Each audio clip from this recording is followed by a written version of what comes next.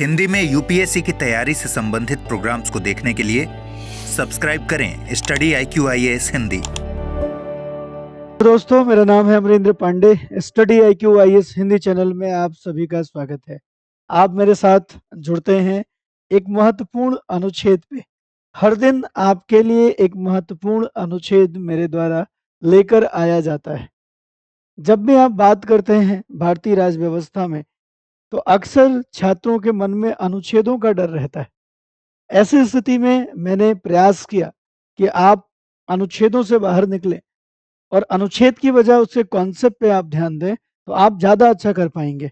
और उसी कड़ी में ये 43वीं वीडियो है महत्वपूर्ण अनुच्छेदों पे। आज का जो महत्वपूर्ण अनुच्छेद है, ये एक ऐसे अधिकार की बात करता है जो नाम मात्र का हमारा मुखिया है, उसके अधिकार की बात करता है, जहाँ वो अपने को प्रस्तुत कर पाता है। वाक़ई में जहाँ वो अपना वो अधिकार दिखा पाता है, अपनी वो पावर दिखा पाता है, जो ये कह सकता है कि मैं जब चाहूँ तो मैं संपूर्ण संसदीय व्यवस्था को पंगु बना सकता हूँ, अगर मैंने काम करना शुरू कर दिया तो। मतलब नाम मात्र का जो हमारा मुखिया है, राष्ट्राध्यक्ष है, राष्ट्रपति है, उसके पास वो पावर है जहाँ वो किसी भी प्रकार की संसदीय व्यवस्था को काम न करने दे, उसकी बात कर रहे हैं। उसके उस अधिकार की बात कर रहे हैं, जो वाक़ई में उसके पास निषेधाधिकार के रूप में है। अब आप समझ गए होंगे, हिंदी में जिसको हम निषेधाधिकार कहते हैं, उसी को वीटो के नाम से जाना जाता है। तो मुझे नहीं लगता कि अब आप ये बता नहीं पा रहे हैं कि कौन-सा अनुच्छेद। कमेंट बॉक्स में लिखते जाइए और मैं देख रहा हूँ कमेंट बॉक्स में आपने लिखना शुरू कर दिया है कि सर ये अनुच्छेद कौन-सा है? 111 111। आइए शुरू करते हैं। मेरा नाम है Amrendra Pandey. Study IQ IAS Hindi में भारतीय राज्य व्यवस्था की कक्षा प्रतिदिन आपके लिए सुबह 8 बजे आती है और आप एक महत्वपूर्ण अनुच्छेद के साथ जुड़ते हैं। तो आइए देखते हैं, एक महत्वपूर्ण अनुच्छेद की बात देखते हैं। एक महत्वपूर्ण अनुच्छेद जो है उसे हम लोग देखते हैं। इस महत्वपूर्ण अनुच्छेद का जो संख्या है, जो नंबर है, वो है 111। क्या है अनुच्छेद 111 के अंतर्गत? क्या है अनुच्छेद 111 के अंतर्गत? अनुच्छेद 111 के अंतर्गत दिया गया है, अनुच्छेद 111 के अंतर्गत दिया गया है, राष्ट्रपति का निषेधाधिकार।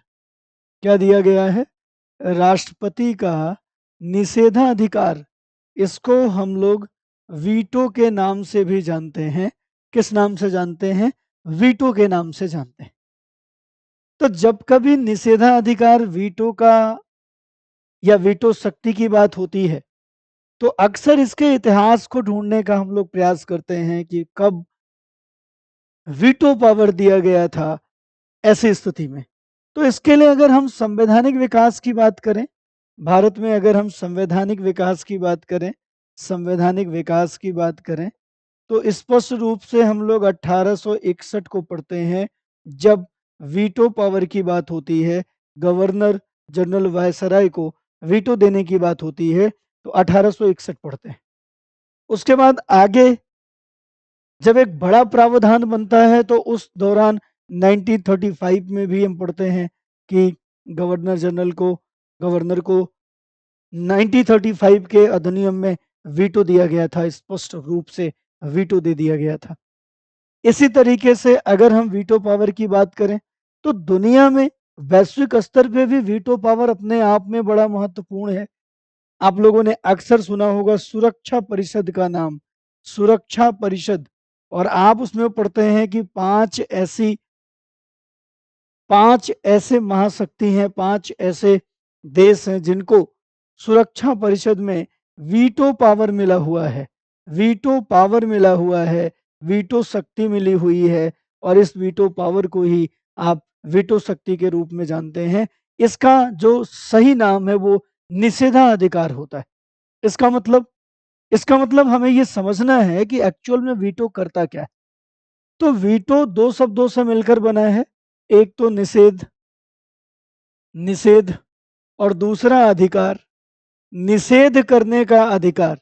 निषेध का मतलब होता है रोकना, रोकना, ध्यान रखिएगा, रोकना। इसलिए हमेशा ध्यान रखें कि वीटो पावर की जो मांग है वो इसलिए नहीं की जाती है कि हम किसी काम को आगे बढ़ा पाएंगे। वीटो पावर इसलिए नहीं मांगा जाता है कि हम किसी व्यवस्था में निर्णय ले पाएंगे कि ये काम होगा। नहीं नहीं, वीटो पावर तभी उपयोग में आता है जब किसी काम को रोकना हो। ध्यान रखिए, जब किसी भी काम को हमें स्टॉप करना हो, किसी काम को हमें रोकना हो, तो इसके लिए आता है क्या? इसके लिए आता है वीटो पावर। इसके लिए आता है निषेधाधिकार।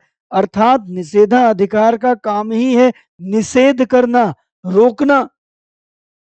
तो कई बार लोग इसके निषेध करने रोकने से इसकी प्रकृति जानना चाहते हैं। तो इसकी प्रकृति क्या है? इसकी प्रकृति है नकारात्मक। अगर हम वीटो पावर की बात करें तो ये नकारात्मक प्रकृति का होता है, नेगेटिव प्रकृति का होता है। फिर आप कहोगे कोई चीज नेगेटिव है तो वो किसी को क्यों चाहिए होगा? राष्ट्रपति को हमने एक नेगेटिव पावर दे रखा है, निषेधाधिकार, वीटो पावर। ऐसे ही सुरक्षा परिषद में 5 महाशक्तियां हैं जिनके पास ये वीटो है। क्या वो कोई निर्णय को आगे बढ़ाने के लिए वीटो का उपयोग करती है? नहीं। वीटो का मतलब होता है कि ऐसा पावर जो किसी भी कार्य का निषेध कर सकता है।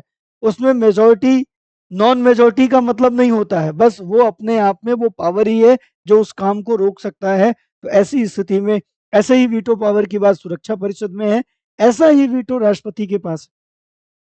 तो अगर हम वीटो पावर की बात करें, निषेधाधिकार की बात करें, तो हमारा राष्ट्रपति भी जब उसके पास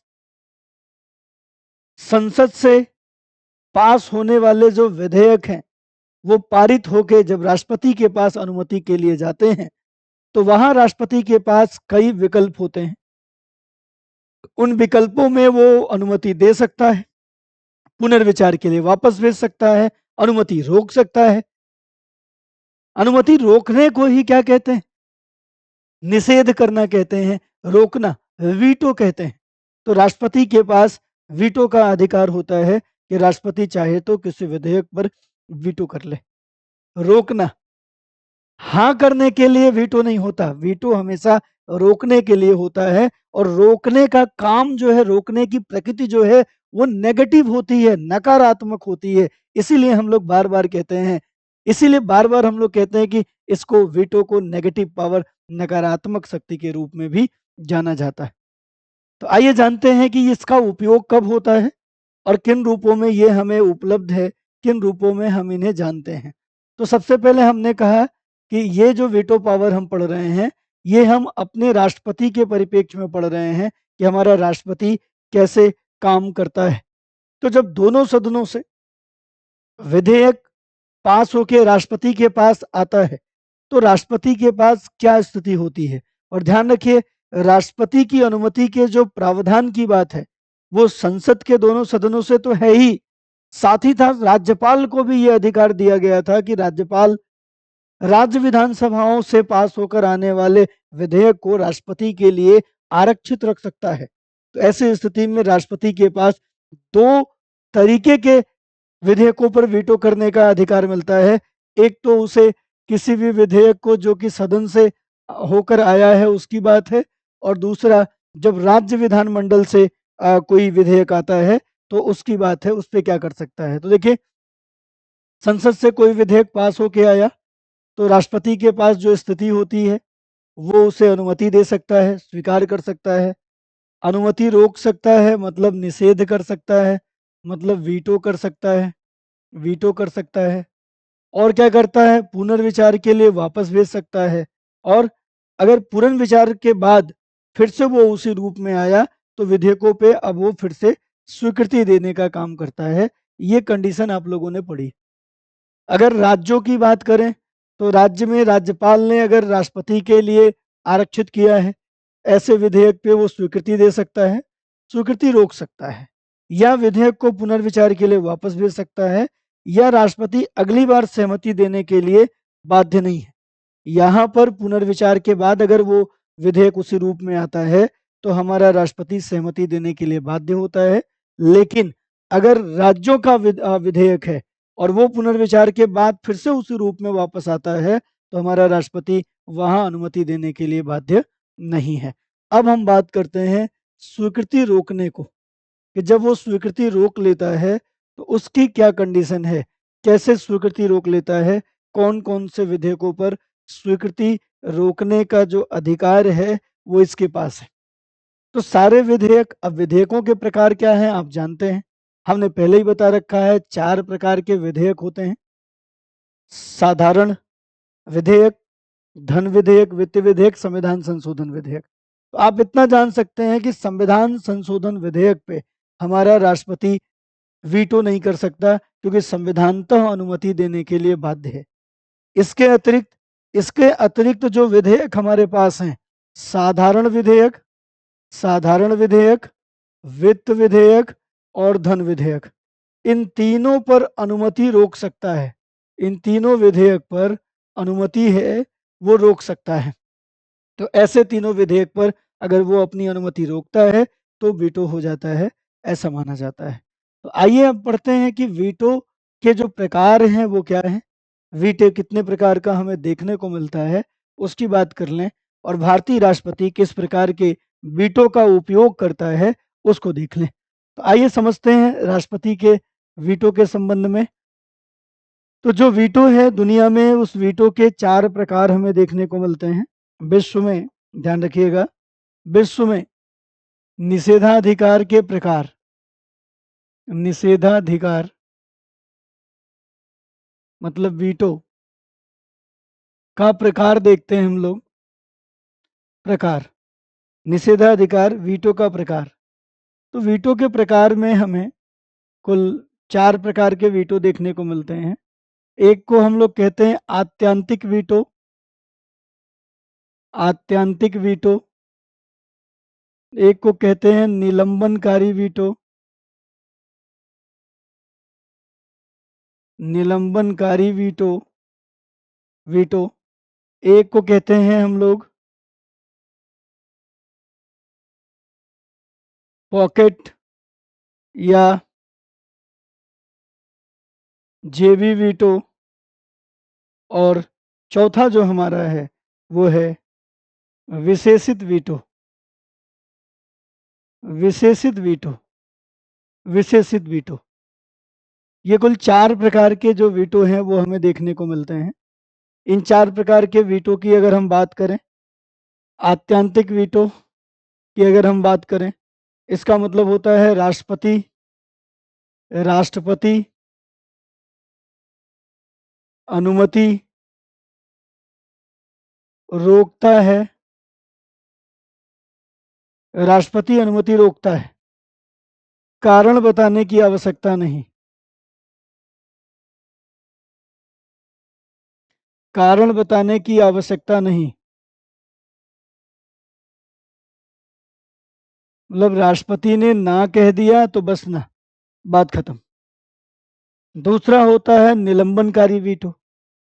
जब कभी राष्ट्रपति अनुमति देने में, अनुमति देने में विलंब करना चाहता है, विलंब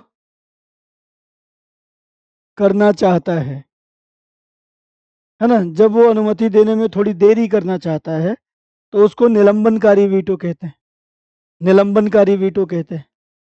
पॉकेट वीटो, न तो हाँ और न ही ना कहा जाता है, कहा जाता है, मतलब एस और नो दोनों ही नहीं किया जाता। राष्ट्रपति ऐसे विधेयक पर न तो अनुमति देता है और ना ही अनुमति के लिए मना करता है, अपने मेज पे पड़े रहने देता है। तो जब लंबा समय बीत जाता है तो ये मान लिया जाता है कि राष्ट्रपति ने उस पे पॉकेट वीटो या जेबी वीटो कर दिया, क्योंकि राष्ट्रपति ये भी नहीं कह रहा है कि हम इस विधेयक को अनुमति नहीं देंगे। मतलब राष्ट्रपति ये वाला शक्ति जो आत्यांतिक वाली वीटो शक्ति है इसका प्रयोग नहीं कर रहा और अनुमति दे भी नहीं रहा है।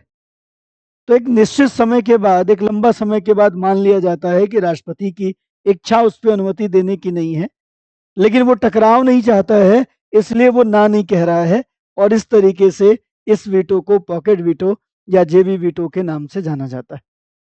ये ऊपर के तीनों वीटो का उपयोग ऊपर के तीनों वीटो का उपयोग भारतीय राष्ट्रपति द्वारा किया जाता है, भारतीय राष्ट्रपति द्वारा किया जाता है, अर्थात अनुच्छेद 111 के अंतर्गत इन तीनों प्रकार के वीटो की जो प्रकृति है वो दिखाई देती है, वो निकलती। लेकिन जो चौथा वीटो है, विशेषित वीटो, ये भारतीय राष्ट्रपति के पास नहीं होता है, या भारत में ऐसे वीटो की प्रकृति, ऐसे वीटो की व्यवस्था नहीं है। क्या होता है विशेषित वीटो?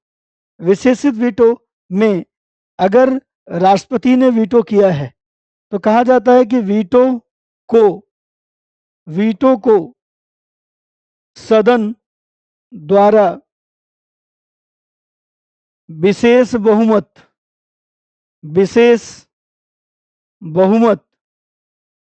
से समाप्त किया जा सकता है, समाप्त किया जा सकता है, समाप्त किया जा सकता है। इसको कहते हैं विशेषित वीटो। इसका मतलब है कि अगर राष्ट्रपति ने किसी विधेयक पे अनुमति देने से मना कर दिया, वीटो कर दिया, और उसी विधेयक को दोबारा से संसद ने 2/3 बहुमत, विशेष बहुमत से पास कर दिया, तो राष्ट्रपति के द्वारा किया गया वीटो समाप्त हो जाता है। इस प्रकार के वीटो को, जिसको विशेष बहुमत से समाप्त किया जा सके, ऐसे वीटो को विशेषित वीटो कहा जाता है। मतलब जैसे आत्यांतिक वीटो है, राष्ट्रपति ने कहा कि हम विधेयक पे अनुमति नहीं देंगे, फिर उसी विधेयक को एक निश्चित समय के भीतर, 1 महीने के भीतर, 14 दिन के भीतर, 10 दिन के भीतर, हर जगह अलग अलग जगहों पे अलग अलग प्रावधान है, अगर 10 दिन के भीतर उसी विधेयक को दोबारा से संसद पास करके राष्ट्रपति को दे दे, तो जो उसने वीटो किया वो वीटो समाप्त हो जाता है, राष्ट्रपति अनुमति देने के लिए बाध्य होता है। तो इस तरीके के वीटो का प्रावधान कि 2/3 बहुमत, विशेष बहुमत से वीटो समाप्त किया जा सके, अमेरिका में है। तो अगर हम देखें तो ये चारों प्रकार का वीटो अमेरिकी राष्ट्रपति के द्वारा उपयोग में लाया जाता है। अमेरिका में ये चारों प्रकार के वीटो हैं, चारों प्रकार के वीटो को उपयोग में लाया जाता है। लेकिन भारत के परिप्रेक्ष्य में केवल 3 वीटो, जो ऊपर से 3 वीटो हैं, इन 3 वीटो का प्रावधान है, चौथे वीटो का जो प्रावधान है वो नहीं है। देखते हैं आगे कि असल में इस वीटो के लाने का, इस वीटो के करने का उद्देश्य क्या होता है। उद्देश्य से पहले मैं एक छोटी सी सूचना आपको देना चाहूँगा। आप यहाँ पे देख पा रहे हैं कि हमारा जो P2I बैच है, इवनिंग P2I बैच, वो स्टार्ट हो रहा है। नया इवनिंग P2I बैच स्टार्ट हो रहा है 23 अगस्त से। आज 15 तारीख है, 23 अगस्त से ये बैच शुरू हो रहा है। अगर आप इस वाले बैच में एडमिशन चाहते हैं तो आप AP लाइव कोड का इस्तेमाल करके आप एडमिशन ले सकते हैं। फीस पुनः 29,999 हो गई है। कल बहुत सारे लोगों का पेमेंट नहीं हो पाया था, 15 अगस्त सेल वो नहीं ले पाए थे। तो अगर वो 15 अगस्त का सेल नहीं ले पाए, उन्होंने ट्राई किया, तो आप मुझे मेल करिए amrendra.pandey@studiiq.com पे। तो मैं प्रयास करूँगा कि आपको कुछ मदद हो जाए, आपको कुछ छूट मिल जाए। तो इसलिए आप मुझे मेल कर सकते हैं amrendra.pandey@studiiq.com। मैं अभी दिखा भी दूंगा कि वो कहाँ पर आपको जो मेल करना है वो कहाँ करना है, मैं अभी आपको दिखा भी दूंगा यहाँ पे। ठीक है, तो 29,999 23 अगस्त को आपको इवनिंग में 6 बजे से ये बैच शुरू हो रहा है, इवनिंग 6 PM से।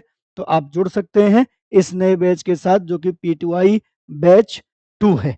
ठीक है, क्या उद्देश्य होता है उसको देख लेते हैं हम लोग कि जो वीटो है उसका उद्देश्य क्या होता है। तो देखिए, वीटो पावर के उद्देश्य की बात अगर हम लोग करें तो इसका उद्देश्य होता है कि जब कोई असंवैधानिक विधान बनाया जा रहा हो तो उस पर राष्ट्रपति के द्वारा प्रतिबंध लगाया जा सके, राष्ट्रपति उसे रोक सके, या कोई ऐसा विधान बनाया जा रहा है जो अविवेकी है, बिना विचारशील के किया जा रहा है, तो उसको रोका जा सके।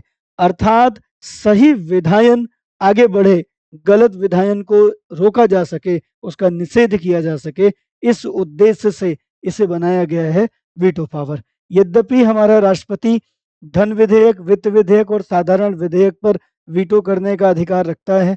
संविधान संशोधन विधेयकों पे 24वें संविधान संशोधन के द्वारा उसे बाध्य कर दिया गया है। ध्यान रखिएगा, 24वें संविधान संशोधन